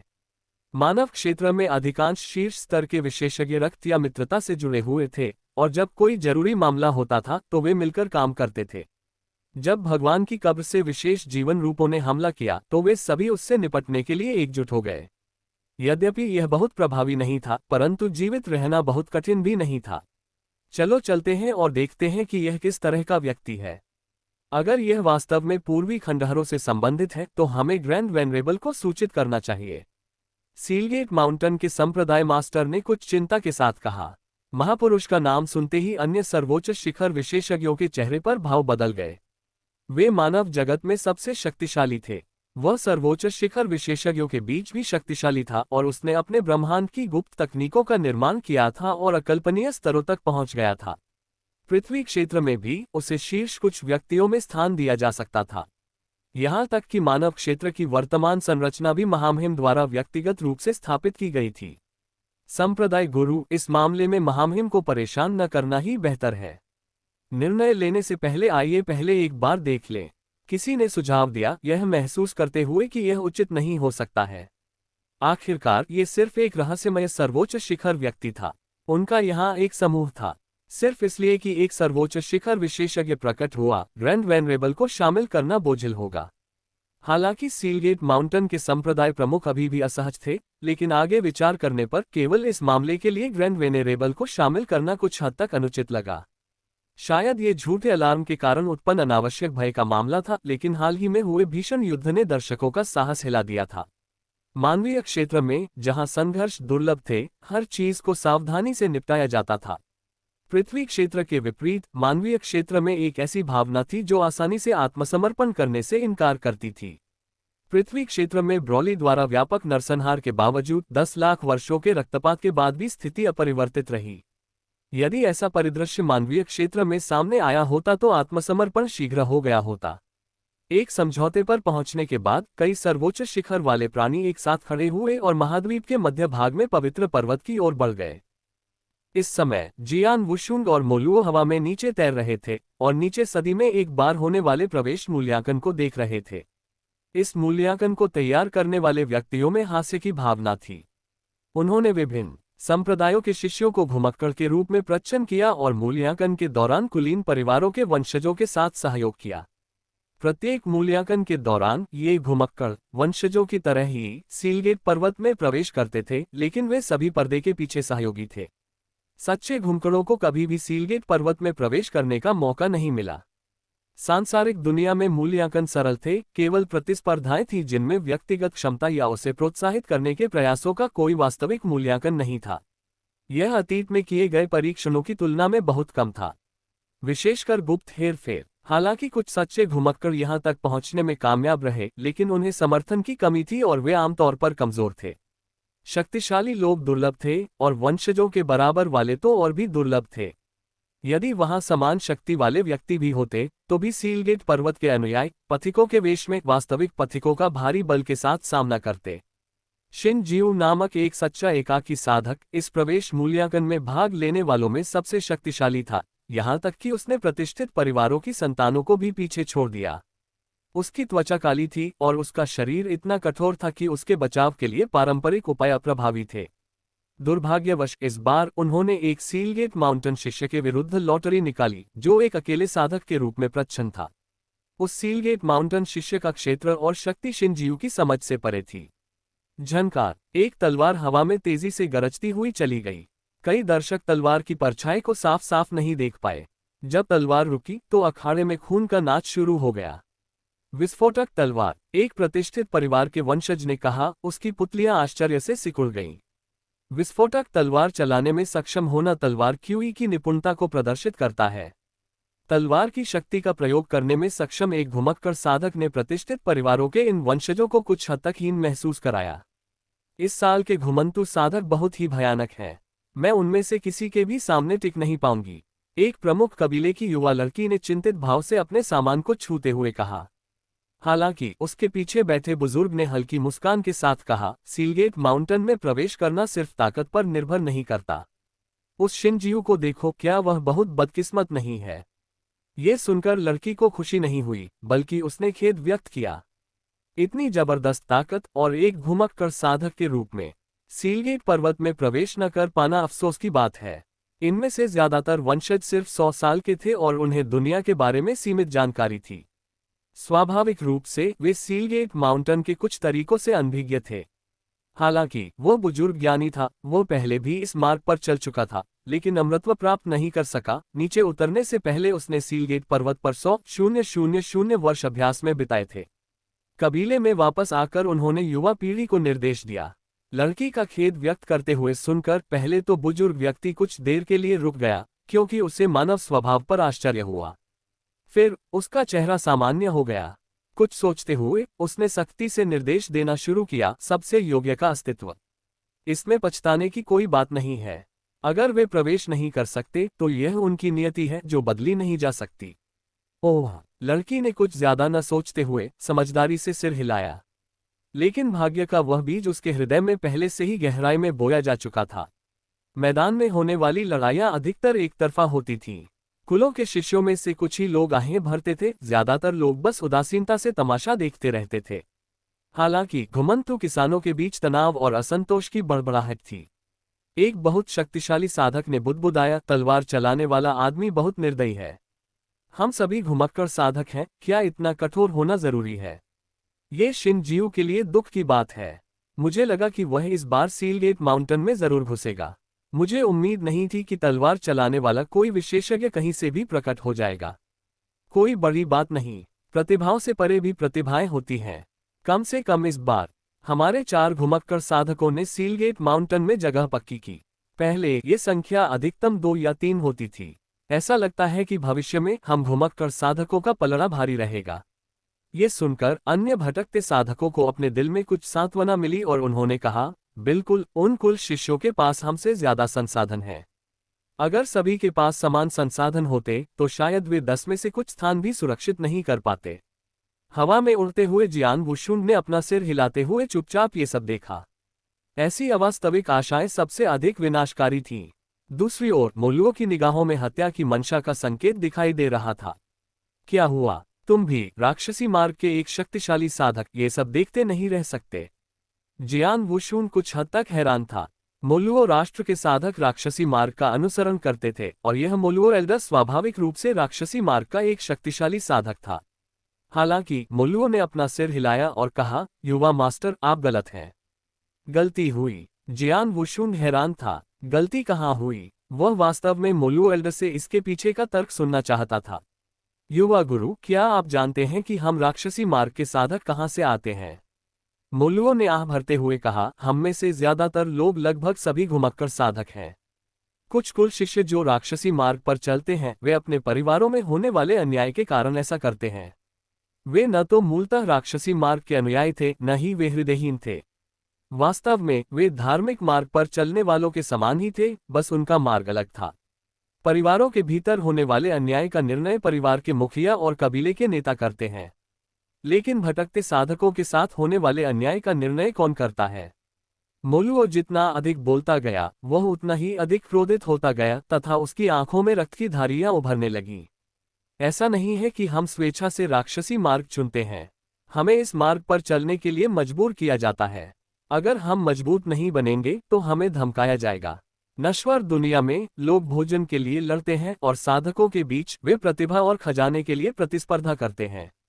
यहाँ तक कि नश्वर शक्तियों के पास भी दुनिया पर शासन करने वाले राजा हैं, साधक शक्तियों की तो बात ही छोड़िए। एक अकेला व्यक्ति स्वर्ग तक पहुँचता है। एक परिवार में प्रायः एक ऐसा दुर्जय व्यक्ति उभरता है जो पूरे परिवार को शीर्ष शक्तियों की श्रेणी में पहुंचाने में सक्षम होता है तथा अपनी व्यक्तिगत शक्ति से पूरे परिवार को अपने साथ शामिल कर लेता है। यही कारण है कि चाहे कोई कहीं भी जाए, लोग एक साथ ही रहते हैं। एक व्यक्ति की शक्ति सीमित होती है लेकिन समूह की ताकत असीम होती है। पृथ्वी क्षेत्र अंततः मानव क्षेत्र के मार्ग पर चल सकता है, लेकिन इस समय नहीं। मानवीय क्षेत्र पूर्व निर्धारित है और अकेले साधकों का दिन कभी नहीं आएगा। जब मोलुओ ये बातें बता रहा था तो उसे अपना अतीत याद आ गया। यह मोलुओ राष्ट्र के इतिहास की एक कहानी है। जियान वुशुन ने ध्यानपूर्वक सुना, वह आश्चर्यचकित भी था और मोलुओ की प्रशंसा भी कर रहा था। यह अत्यंत कठिनाई का समय था। मोलुओं का जन्म एक जीर्ण शीर्ण पत्थर के मंदिर में हुआ था। उसकी भीख मांगने वाली माँ, जिसे एक अन्य भिखारी ने प्रताड़ित किया था, ने उसे जन्म दिया था। हालांकि वह भिखारी बहुत पहले ही गायब हो चुका था और उसकी माँ को अकेले ही उसका पालन पोषण करना पड़ा। दुर्भाग्यवश प्रसव के दौरान अत्यधिक रक्तस्राव के कारण 1 महीने बाद उनकी माँ पत्थर के मंदिर में ठंड से मर गई। मोलुओं को एक बूढ़े भिक्षु ने पत्थर के मंदिर से बचाया था। वृद्ध भिक्षु की देखरेख में मोलुओं का बचपन अपेक्षाकृत अच्छा बीता। 12 वर्ष की आयु में वृद्ध भिक्षु भिक्षा मांगने के लिए बाहर गए और फिर कभी वापस नहीं लौटे।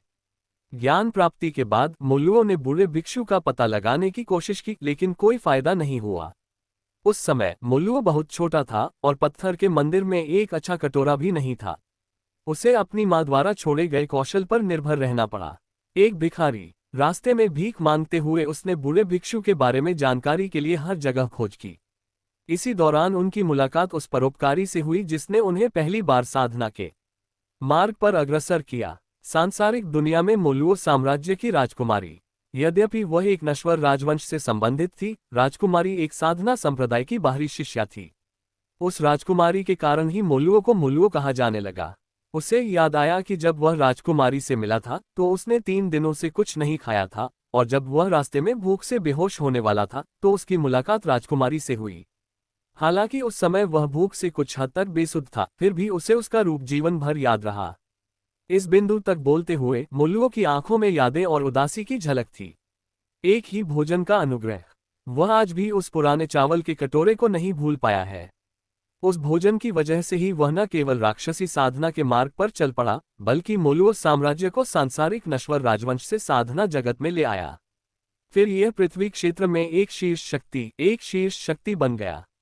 दुर्भाग्यवश राजकुमारी बहुत पहले ही चली गई थी। जियान वुशुंग ने भी सुनकर समझ लिया। इसमें कोई आश्चर्य नहीं कि मोलुओ साम्राज्य के शाही परिवार की नींव इतनी कमजोर थी, फिर भी वे इस बुजुर्ग को बनाए रख पाए। ये पता चला कि भावनाएं खेल रही थीं, कृतज्ञता और दयालुता का बदला चुकाना। एक सामान्य व्यक्ति से सर्वोच्च शिखर तक, ये यात्रा यहाँ तक कि जियान वुशुंग को भी अविश्वसनीय लगी। कभी एक भिखारी जो भोजन का खर्च नहीं उठा सकता था, अब साधना के मार्ग पर कदम रख रहा है। अब उसे समझ में आया कि मोलुओ ने क्यों कहा था कि वह गलत था। हालांकि पृथ्वी क्षेत्र राक्षसी मार्ग के प्रभुत्व के कारण अव्यवस्थित था, लेकिन ये तथ्य कि एक भिखारी भी साधना के मार्ग पर चल सकता था, यह दर्शाता है कि निम्न वर्ग के लिए सीमा अधिक नहीं थी। कम से कम रक्त वंश के संदर्भ में लगभग कोई बाधा नहीं थी। जब तक आप में साधना की योग्यता है, आप इस मार्ग पर चल सकते हैं। मानव लोक के गुप्त लोकों की तुलना में पृथ्वी लोक एक स्वर्ग है। मानव क्षेत्र में भटकने वाले साधकों को अपने स्वयं के अन्वेषण पर भरोसा करते हुए इस स्तर तक पहुंचने में कई कठिनाइयों का सामना करना पड़ता है। यदि वे सीलगेट पर्वत जैसी प्राचीन शक्तियों में प्रवेश करते हैं तो वे नई ऊंचाइयों तक पहुंच सकते हैं। हालांकि ये दुर्भाग्यपूर्ण था कि उनकी पृष्ठभूमि के कारण उन्हें इसमें बाधा आई। यह एक महत्वपूर्ण क्षति थी। जियान वुशुंग, जिसे भविष्य में किशन मंदिर का उत्तराधिकारी बनने की उम्मीद थी, वह ये सब होते हुए सिर्फ देख नहीं सकता था, उसे बदलाव लाना था। मैदान पर शिन जियू नामक व्यक्ति पहले ही पराजित हो चुका था। कोई अधिक चमत्कारिक उलटफेर नहीं हुआ था, ताकत में अंतर बहुत अधिक था। इसी प्रकार सम्राट ने यान अमरों का वध किया था। सीलगेट माउंटेन के शिष्य ने, जिसने स्वयं को एक घुमक्कड़ साधक के रूप में प्रच्छन्न किया था, न केवल शिन जियू को पराजित किया बल्कि उसकी साधना को भी पनडुब्बी बना दिया। यह एक संपूर्ण विनाश था। अन्य भटकते साधकों की मदद से शिन जियू ने खड़े होने के लिए संघर्ष किया। अखाड़े में सीलगेट पर्वत पर सफलतापूर्वक प्रवेश करने वाले 10 व्यक्तियों को देखकर उसका डर और अनिच्छा स्पष्ट थी। दशकों तक कठिन परिश्रम करने, पहाड़ और घाटियों को पार करने के बाद अब वह दरवाजे पर खड़ा था। भाई शिन जियू, बहुत दुखी मत हो। अपनी प्रतिभा के साथ भले ही आप सीलगेट माउंटेन में प्रवेश न कर सके, फिर भी आप अन्य कमजोर संप्रदायों में शामिल हो सकते हैं। आपका भविष्य असीम है, किसी ने सांत्वना दी। हालांकि शिन जियू को पता था कि उसकी साधना अशक्त हो चुकी थी और कोई आशा नहीं थी। इन भटकते साधकों के हताश होकर पलायन के विपरीत पारिवारिक शिष्यों के लिए स्थिति अपरिवर्तित थी। भले ही वे सीलगेट पर्वत में प्रवेश नहीं करते, फिर भी उनकी साधना बरकरार रहती और वे अन्य संप्रदायों में शामिल होने का प्रयास कर सकते थे। जहां तक घुमक्कड़ साधकों का प्रश्न है, एक संप्रदाय की सीमा पार कर दूसरे संप्रदाय तक पहुंचना केवल एक कल्पना थी। विशाल पर्वतों और नदियों में राक्षसी जानवर स्वतंत्रतापूर्वक विचरण करते थे और सीलगेट पर्वत तक पहुंचना पहले से ही काफी प्रभावशाली माना जाता था। इस समय जियान वुशुंग अब और नहीं देख सका और उसने अपना आंकड़ा सीधे प्रकट कर दिया। नीचे खड़े लोगों को तुरंत ही एक भयावह आभा का एहसास हुआ जो सूर्य की तरह उनके ऊपर खड़ी थी। जियान वुशुंग और मोलुओ हवा में तैर रहे थे, उनकी निगाहें नीचे खड़े लोगों पर टिकी हुई थीं। उन कुलों के बुजुर्गों ने जिन्होंने अपने जीवन में बहुत कुछ देखा था, नवागंतुकों की असाधारण प्रकृति को पहचाना निस्संदेह अमर। जल्दी से उन्होंने सम्मानपूर्वक उनका सम्मान किया। हम अपना सम्मान अर्पित करते हैं ऊपर अमर। यहाँ तक कि भटकते साधकों को भी स्थिति का एहसास हुआ और वे भी श्रद्धा से झुक गए। जियान वुशुंग ने कबीले की युवा पीढ़ी के प्रति कोई पक्षपात नहीं किया, वह सीधे ही भटकते साधकों के बीच आ गया, जिससे कबीले के शक्तिशाली लोग हैरान रह गए। युवा लोग तो अनभिज्ञ थे, लेकिन कुलों के शक्तिशाली लोग इस दुनिया के नियमों से अच्छी तरह परिचित थे। जो लोग अमर का दर्जा प्राप्त कर सकते थे वे या तो प्रतिष्ठित परिवारों या बड़ी सेनाओं से थे, और वे घुमंतु साधकों से परेशान नहीं होते थे। हालांकि जियान वुशुंग ने इन व्यक्तियों पर कोई ध्यान नहीं दिया और सीधे शिन जियू की ओर चल दिया। जीवन शक्ति का एक धागा सभी चीजों में परिवर्तित हो गया और शिन जियू के शरीर में समाहित हो गया। भनभनाना। एक क्षण में शिन जियू के भीतर से एक आभा फूट पड़ी और कई साधक जो उसकी सहायता कर रहे थे वे कई कदम पीछे हट गए। शिन जियू, जो पहले बुरी तरह घायल और विकलांग था, पूरी तरह से ठीक हो गया। न केवल उसकी साधना ठीक हो गई, बल्कि उसकी ताकत भी आसमान छू गई। और यह एक क्षण में घटित हो गया। कुलों की युवा पीढ़ी को यह दृश्य चौंकाने वाला लगा। शिन जियू की आभा उनके अपने कुलों के दुर्जय व्यक्तियों से भी अधिक थी। मैदान पर सीलगेट माउंटेन के शिष्य, जिसने पहले शिन जियू को हराया था, के चेहरे पर थोड़ा बदलाव आया।